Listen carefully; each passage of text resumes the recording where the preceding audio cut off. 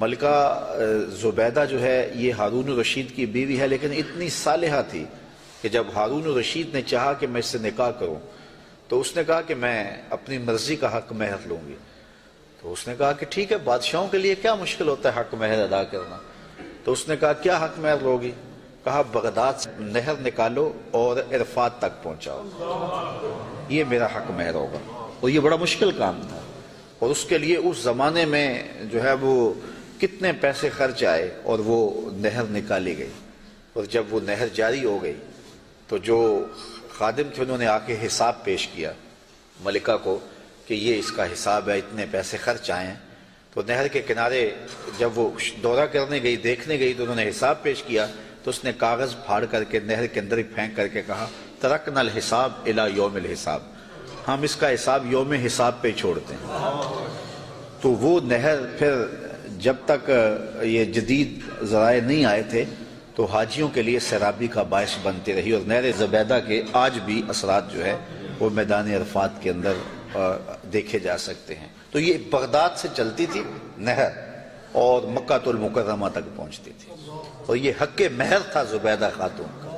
اور یہ زبیدہ خاتون جو انتہائی نیک اور صالحہ خاتون تھی، یہ حضرت بہلول دانا کو ڈھونڈتی رہتی کہ ان سے کوئی دعا مل جائے، کیونکہ یہ مجاذیب میں سے تھے۔ مجذوب وہ ہوتا ہے کہ تجلیات کے وفود سے جس کا شیشہ عقل ٹوٹ جائے اور وہ جو کہہ دے اللہ وہ کر دے۔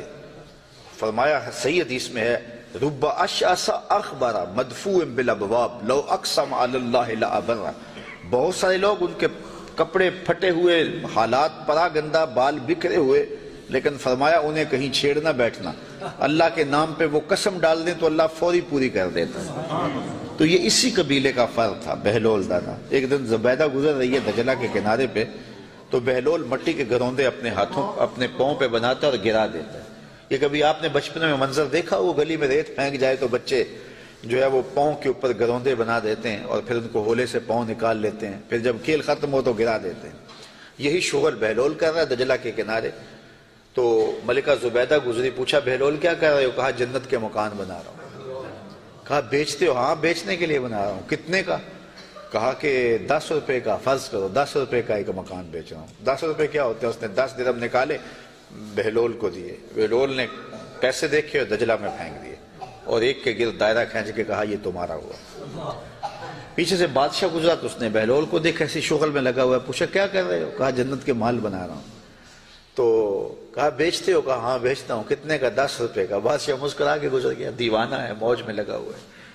اچھا خیر، جب رات پڑی بادشاہ سویا، کیا دیکھتا ہے جنت میں ایک خوبصورت محل ہے کہ اس نے کبھی ایسا محل دیکھا ہی نہیں تھا۔ شوق ہوا کہ اس کو اندر دیکھو، کیونکہ وہ بادشاہوں کی خواہش ہوتی ہے۔ تو جب آگے بڑھا تو لکھا تھا ملکہ زبیدہ، اشتیاق اور بڑھا۔ تو پھر آگے بڑھنے لگا، دربان نے روک دیا، کہا یہ میری بیوی کا ہے۔ کہا دنیا کے ضابطے اور ہیں، آخرت کے ضابطے اور ہیں، اجازت کے بغیر نہیں جا سکتے۔ اتنے میں آنکھ کھل گئی، بادشاہ بے چین ہو گیا کہ کون سا اس نے نیک عمل کیا ہے کہ جنت میں اس کے نام کا محل دیکھا ہے۔ تو اس نے ملکہ کو بیدار کیا اور کہا کہ کیا ماجرا ہے کہ میں نے یہ خواب دیکھا؟ اس نے کہا میں نے تو کوئی خاص عمل نہیں کیا، وہی معمول کی عبادتیں ہیں، وہی نیکیاں ہیں۔ ہاں یاد پڑا، آج میں گزر رہی تھی راستے میں دجلہ کے کنارے، بہلول بیٹھا تھا اور وہ محل تعمیر کر رہا تھا، وہ گروندے، اور کہہ رہا تھا یہ جنت کے محل ہیں۔ تو میں نے کہا کہ ٹھیک ہے، اپنی موج میں ہے، تو ایک میں نے اس سے خرید لیا تھا۔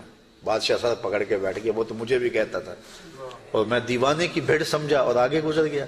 اگلے دن بادشاہ قصدن گزرا، ہارون الرشید قصدن گزرا، اور دل میں تھا کہ آج بہلول اسی شغل میں دوبارہ مل جائے تو کیا اچھا ہو۔ اگلے دن دیکھا تو بہلول وہاں بیٹھا ہوا ہے اور وہی کام کر رہا ہے۔ بادشاہ خوش ہوا، کہا بہلول کیا کر رہے ہو؟ اب دل دھڑک رہا تھا کہ جواب کل جیسا ملے۔ کہا جنت کے محل بنا رہا ہوں۔ بادشاہ کے دل کو تسلی ہوئی، کہا بیچتے ہو؟ کہا ہاں بیچنے کے لیے بنا رہا ہوں۔ کہا کتنے کا؟ کہا آدھی حکومت لگے گی۔ کہا کل تو 10 روپے کا کہتے ہو۔ کہا ہاں کوئی اور آئے تو اس کے لیے 10 روپے کا۔ کہا تو میرے لیے اتنا مہنگا کیوں؟ کہا تم دیکھ کے جو آئے ہو۔ تو بات یہ ہے کہ یہ ایک سعدی نے کہا تھا، سعدیہ نزدیک رائے عاشقاں، خلق مجنو نندو مجنو آ کے لس